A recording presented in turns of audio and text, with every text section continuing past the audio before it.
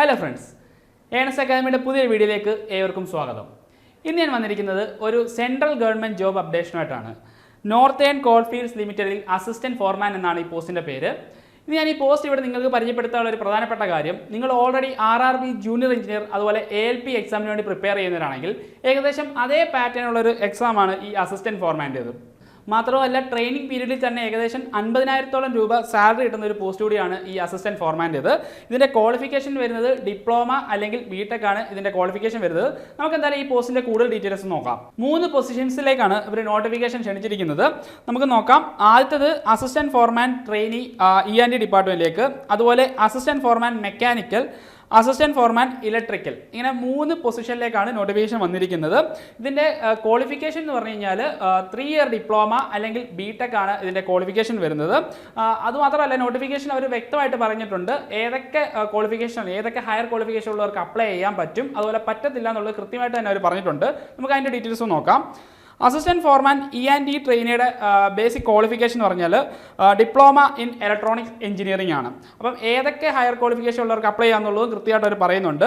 Engineering degree in electronics or electronics and communication or electronics and tele communication. അപ്പോൾ ഇത്ര യോഗ്യതയുള്ളവർക്കും ഈ പോസ്റ്റിലോട്ട് apply ചെയ്യാൻ പറ്റും. ഇനി ഏതൊക്കെ പോസ്റ്റുകാർക്ക് അപ്ലൈ ചെയ്യാൻ പാടില്ല എന്നുള്ളതും കൃത്യമായിട്ട് പറയുന്നുണ്ട്. അത് നിങ്ങൾക്ക് നോക്കാവുന്നതാണ്. അതുപോലെ അസിസ്റ്റൻറ്റ് ഫോർമാൻ മെക്കാനിക്കലിൻ്റെ ക്വാളിഫിക്കേഷൻ വരുന്നത് ഡിപ്ലോമ ഇൻ മെക്കാനിക്കൽ എഞ്ചിനീയറിംഗ് ആണ് അതിൻ്റെ ക്വാളിഫിക്കേഷൻ വരുന്നത്. അതുപോലെ ഏതൊക്കെ ഹയർ ക്വാളിഫിക്കേഷൻ സെലക്ട് ആവുമെന്നുള്ളത് നമുക്ക് നോക്കാം. Engineering degree in mechanical engineering, engineer degree in mechanical engineering ഉള്ളവർക്കും ഈ പോസ്റ്റിലോട്ട് അപ്ലൈ ചെയ്യാം. ഏതൊക്കെ പോസ്റ്റുകാർക്ക് അപ്ലൈ ചെയ്യാൻ പാടില്ല എന്നുള്ളത് കൃത്യമായിട്ട് പറയുന്നുണ്ട്. അത് ഞാൻ ജസ്റ്റ് ഒന്ന് വായിക്കാം. Production, industrial, automation, thermal, manufacturing engineering and combination of mechanical engineering and any of these other similar branches ഉള്ളവർക്ക്, അതായത് പ്രൊഡക്ഷൻ എഞ്ചിനീയറിംഗ് അല്ലെങ്കിൽ ഇൻഡസ്ട്രിയൽ എഞ്ചിനീയറിംഗ് അല്ലെങ്കിൽ ഓട്ടോമേഷൻ, തെർമൽ എഞ്ചിനീയറിംഗിലാണ് നിങ്ങൾക്ക് BTech ഉള്ളെങ്കിൽ നിങ്ങൾക്ക് ഈ പോസ്റ്റിലോട്ട് അപ്ലൈ ചെയ്യാൻ പാടില്ല. അതൊരു കൃത്യമായിട്ട് നോട്ടിഫിക്കേഷൻ പറയുന്നുണ്ട്. അടുത്താണ് അസിസ്റ്റൻറ്റ് ഫോർമാൻ ഇലക്ട്രിക്കൽ. അതിൻ്റെ ബേസിക് ക്വാളിഫിക്കേഷൻ വരുന്നത് ഡിപ്ലോമ ഇൻ ഇലക്ട്രിക്കൽ എഞ്ചിനീയറിംഗ് ആണ് അതിൻ്റെ ബേസിക് ക്വാളിഫിക്കേഷൻ വരുന്നത്. അതുപോലെ ഹയർ ക്വാളിഫിക്കേഷൻ സെലക്ട് ആവുന്ന ഏതൊക്കെയാണെന്ന് ചോദിച്ചു കഴിഞ്ഞാൽ engineering degree in electrical engineering, അതുപോലെ ഇലക്ട്രിക്കൽ ആൻഡ് ഇലക്ട്രോണിക്സ് എഞ്ചിനീയറിംഗ്. ഇപ്പോൾ ഈ സ്ട്രീമിൽ നിങ്ങൾക്ക് BTech ഉണ്ടെങ്കിൽ നിങ്ങൾക്ക് ഈ പോസ്റ്റിലോട്ട് അപ്ലൈ ചെയ്യാൻ പറ്റും. അതുപോലെ ഏതൊക്കെ പോസ്റ്റുകാർക്ക് ഏതൊക്കെ ക്വാളിഫിക്കേഷൻ ഉള്ളവർക്ക് ഈ പോസ്റ്റിലോട്ട് അപ്ലൈ ചെയ്യാൻ പാടില്ല എന്നുള്ളതും കൃത്യമായിട്ട് അവർ പറയുന്നുണ്ട്. നിങ്ങൾ ജസ്റ്റ് നോക്കുക. അപ്പം ഇതാണ് ഇതിൻ്റെ ക്വാളിഫിക്കേഷൻ ഡീറ്റെയിൽസ്. ഓക്കെ, ഇനി നമുക്ക് ഏജ് ലിമിറ്റ് നോക്കാം. 18-നും 30 വയസ്സിനും ഇടയിൽ 18 മുതൽ 30 വയസ്സ് വരെ ഇടയിൽ പ്രായപരിധിയുള്ളവർക്കെല്ലാം തന്നെ ഈ പോസ്റ്റിലോട്ട് അപ്ലൈ ചെയ്യാൻ പറ്റുന്നതാണ്. അതുപോലെ റിസർവേഷൻ കാറ്റഗറീസിന് ഏജ് റിലാക്സേഷൻ ഉണ്ടായിരിക്കുന്നതാണ്. SC/STക്ക് 5 വർഷവും OBCക്ക് 3 വർഷവും PWBD അൺറിസർവ്ഡിന് 10 വർഷവും അങ്ങനെ പോകുന്നു ഏജ് റിലാക്സേഷൻ. അത് നിങ്ങൾക്ക് ജസ്റ്റ് ചെക്ക് ചെയ്യാവുന്നതാണ്. അപ്പം 18 വയസ്സിന് അൺറിസർവ്ഡ് കാറ്റഗറീസ് ആണെങ്കിൽ 18-നും 30 വയസ്സിനും ഇടയ്ക്ക് പ്രായപരിധിയുള്ള എല്ലാവർക്കും തന്നെ ഈ പോസ്റ്റിലോട്ട് അപ്ലൈ ചെയ്യാൻ സാധിക്കുന്നതാണ്. ഓക്കെ, നെക്സ്റ്റ് വേക്കൻസീസ് നമുക്ക് നോക്കാം. ടോട്ടൽ 150 വേക്കൻസിയാണ് നിലവിലുള്ളത്. അപ്പോൾ അത് കാറ്റഗറി തിരിച്ചിട്ടുള്ള വേക്കൻസികൾ ഇവിടെ കൃത്യമായിട്ട് പറയുന്നുണ്ട്. 150 വേക്കൻസി എന്ന് പറയുമ്പോൾ നിങ്ങളൊരു കുറഞ്ഞ വേക്കൻസി ആയിട്ട് കണക്കാക്കണ്ട, കാരണം ഇനി വേക്കൻസികൾ വരാനുള്ള സാധ്യതയുണ്ട്. മാത്രമല്ല ഈ ഒരു പോസ്റ്റിൻ്റെ പ്രത്യേകത ഞാൻ പറഞ്ഞു, തുടക്കത്തിൽ തന്നെ ഏകദേശം 50,000 രൂപയിൽ അധികം സാലറി കിട്ടുന്ന ഒരു പോസ്റ്റാണ് ഈ അസിസ്റ്റൻറ്റ് ഫോർമാൻ എന്ന് പറയുന്നത്. നമ്മുടെ കേരളത്തിലുള്ള മിക്ക ആളുകളും ഇങ്ങനെയുള്ള പോസ്റ്റുകളൊന്നും അറിയപ്പെടാതെ പോകുന്നുണ്ട്. സോ നിങ്ങളിപ്പോൾ എന്തായാലും RRB ALP അല്ലെങ്കിൽ ജൂനിയർ എഞ്ചിനീയറിംഗിന് വേണ്ടി പ്രിപ്പയർ ചെയ്യുന്നവർ നിങ്ങൾ തീർച്ചയായും മിസ്സാക്കാൻ പാടില്ലാത്തൊരു അവസരമാണ് ഈ അസിസ്റ്റൻറ്റ് ഫോർമാൻ്റേത്. അപ്പോൾ നിലവിൽ 150 വേക്കൻസിയാണ് ഈ പോസ്റ്റിലുള്ളത്. ഇനി നമുക്ക് അടുത്ത ഡീറ്റെയിൽസ് നോക്കാം. Training period and scale of pay for the positions, അത് നോട്ടിഫിക്കേഷൻ തന്നെ കൃത്യമായിട്ട് അവർ പറയുന്നുണ്ട്. അസിസ്റ്റൻറ്റ് ഫോർമാൻ്റെ ആണെങ്കിൽ 1 ഇയർ ആണ് ട്രെയിനിങ് ഉള്ളത്. അപ്പോൾ ആ ട്രെയിനിങ് പീരീഡിൽ 47,330 റുപ്പീസോളം നിങ്ങൾക്ക് സാലറി ലഭിക്കും. അതുപോലെ അസിസ്റ്റൻറ്റ് ഫോർമാൻ മെക്കാനിക്കലിൻ്റെ ട്രെയിനിങ് പീരീഡ് വരുന്നത് 2 വർഷമാണ്. അത് കഴിഞ്ഞ് അസിസ്റ്റൻറ്റ് ഫോർമാൻ ഇലക്ട്രിക്കലിൻ്റെ ആണെങ്കിൽ അതും 2 വർഷമാണ് ട്രെയിനിങ് പീരീഡ് വരുന്നത്. നിങ്ങൾ ട്രെയിനിങ് കംപ്ലീറ്റ് ചെയ്ത ശേഷം നിങ്ങളുടെ ഗ്രേഡ് മാറുന്നതായിരിക്കും. അതായത് അസിസ്റ്റൻറ്റ് ഫോർമാൻ ട്രെയിനി എന്നുള്ളത് അസിസ്റ്റൻറ്റ് ഫോർമാൻ E&D ട്രേഡ് ഗ്രേഡ് സി എന്ന് പറഞ്ഞു നിങ്ങളുടെ പൊസിഷൻ ചേഞ്ച് ആവും. ഇനി നമുക്ക് സെലക്ഷൻ പ്രോസസ് നോക്കാം. കമ്പ്യൂട്ടർ ബേസ്ഡ് ടെസ്റ്റ് ആണ്. ഇതിവിടെ സിംഗിൾ സ്റ്റേജ് ആയിട്ടാണ് എക്സാം നടത്തുന്നത്. RRBയുടെ കൂട്ട് 2 ടയറായിട്ടുള്ള എക്സാം അല്ല.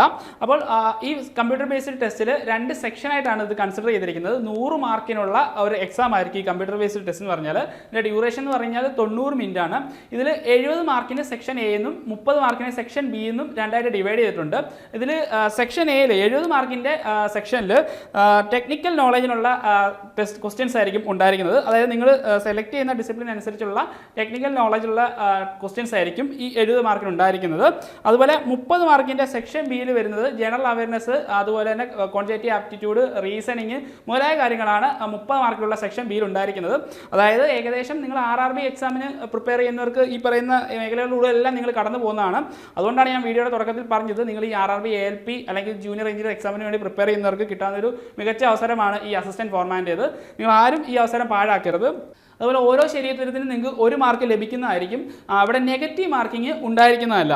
ഈ എക്സാമിൻ്റെ ഒരു വ്യക്തമായ സിലബസും അവർ നോട്ടിഫിക്കേഷനിൽ ഉൾപ്പെടുത്തിയിട്ടുണ്ട്. ഞാൻ ആ സിലബസ് നിങ്ങൾ എന്തൊക്കെയാണ് പഠിക്കേണ്ടതെന്നുള്ള ഒരു ഡീറ്റെയിൽ ആയിട്ടുള്ള ഒരു സിലബസ് ഞാൻ ഈ വീഡിയോയുടെ ഡിസ്ക്രിപ്ഷൻ ബോക്സിൽ ഉൾപ്പെടുത്താവുന്നതാണ്. ആ ലിങ്കിൽ നിങ്ങൾ ക്ലിക്ക് ചെയ്യുന്നതിലൂടെ നിങ്ങൾക്ക് ഇതിൻ്റെ സിലബസ് നിങ്ങൾക്ക് മനസ്സിലാക്കാൻ പറ്റും. അപ്പോൾ നിങ്ങൾ ആ സിലബസ് എന്തായാലും ഡീറ്റെയിൽ ആയിട്ട് നോക്കുക. ഇനി നമുക്ക് എങ്ങനെ ഈ പോസ്റ്റിലോട്ട് അപ്ലൈ ചെയ്യാൻ നോക്കാം. NCLCI എന്ന് പറയുന്ന ഇവരുടെ വെബ്സൈറ്റിലൂടെയാണ് ഇത് അപ്ലൈ ചെയ്യുന്നത്. ഞാൻ അതിൻ്റെ ലിങ്ക് ഇവിടെ പ്രൊവൈഡ് ചെയ്യാം. അതുപോലെ ഇതിൻ്റെ ഒഫീഷ്യൽ നോട്ടിഫിക്കേഷനും ഞാൻ നമ്മുടെ വീഡിയോയുടെ താഴെയുള്ള ഡിസ്ക്രിപ്ഷൻ ബോക്സിൽ ഉൾപ്പെടുത്താം. അപ്പോൾ അതിലൂടെ നിങ്ങൾ അപ്ലൈ ചെയ്യുമ്പോൾ നിങ്ങൾ ശ്രദ്ധിക്കേണ്ട ഫോട്ടോഗ്രാഫ്സിൻ്റെ റെസൊല്യൂഷൻ, അതുപോലെ ബാക്കിയുള്ള ഡോക്യുമെൻറ്റ്സ് നിങ്ങളിപ്പം EWS കാൻഡിഡേറ്റ്സ് ആണെങ്കിൽ നിങ്ങൾ EWSൻ്റെ ഒരു സർട്ടിഫിക്കറ്റ് ഹാജരാക്കണം. അതുപോലെ SC/ST കാൻഡിഡേറ്റ്സ് ആണെങ്കിൽ കാസ്റ്റ് സർട്ടിഫിക്കറ്റ്, OBC കാൻഡിഡേറ്റ്സ് അവരുടെ സർട്ടിഫിക്കറ്റ്സും ഒക്കെ അപ്ലോഡ് ചെയ്യേണ്ടതായിട്ടുണ്ട്. അപ്പോൾ ഞാൻ ഇതിൻ്റെ നോട്ടിഫിക്കേഷൻ ഡീറ്റെയിൽസ് ഞാനിവിടെ ഡിസ്ക്രിപ്ഷൻ ബോക്സിൽ ഉൾപ്പെടുത്താം. സോ നിങ്ങൾക്ക് അത് ചെക്ക് ചെയ്യുന്നതിലൂടെ നിങ്ങൾക്ക് ആ ഡീറ്റെയിൽസ് എല്ലാം നിങ്ങൾക്ക് ലഭിക്കുന്നതാണ്. ഇനി നമുക്ക് ഈ പോസ്റ്റിൻ്റെ പ്രധാനപ്പെട്ട ഡേറ്റ്സ് ഒന്ന് നോക്കാം. ഇന്ന് മുതലാണ് ഈ പോസ്റ്റിലോട്ട് നിങ്ങൾക്ക് അപ്ലൈ ചെയ്യാനായിട്ട് സാധിക്കുക. ലാസ്റ്റ് ഡേറ്റ് എന്ന് പറഞ്ഞാൽ 5/2/2024 ഫെബ്രുവരി 5-ാം തീയതി ആണ് ലാസ്റ്റ് ഡേറ്റ് വരെ വെയിറ്റ് ചെയ്യരുത്. അപ്പോൾ ഇന്ന് മുതൽ ഈ പോസ്റ്റിലോട്ടുള്ള ആപ്ലിക്കേഷൻ നിങ്ങൾക്ക് അയച്ചു തുടങ്ങാവുന്നതാണ്. അതുപോലെ ബാക്കിയുള്ള അഡ്മിറ്റ് കാർഡിൻ്റെ അതുപോലെ എക്സാമിൻ്റെ ഡേറ്റ് ഇതെല്ലാം നിങ്ങൾക്ക് നിങ്ങളുടെ ഇമെയിലിലൂടെ അല്ലെങ്കിൽ ഇവരുടെ വെബ്സൈറ്റിലൂടെ ഒക്കെ അറിയാൻ സാധിക്കുന്നതാണ്. അതുപോലെ ആപ്ലിക്കേഷൻ ഫീ ഉണ്ട്. 1000 രൂപയാണ് ഈ പോസ്റ്റിലോട്ടുള്ള ആപ്ലിക്കേഷൻ ഫീ. GST 180 രൂപ വരും. ടോട്ടൽ 1180 രൂപയാണ് ആപ്ലിക്കേഷൻ ഫീ വരുന്നത്. അതുപോലെ SC/ST കാൻഡിഡേറ്റ്സിനൊന്നും ആപ്ലിക്കേഷൻ ഫീ ഉണ്ടായിരിക്കുന്നതല്ല.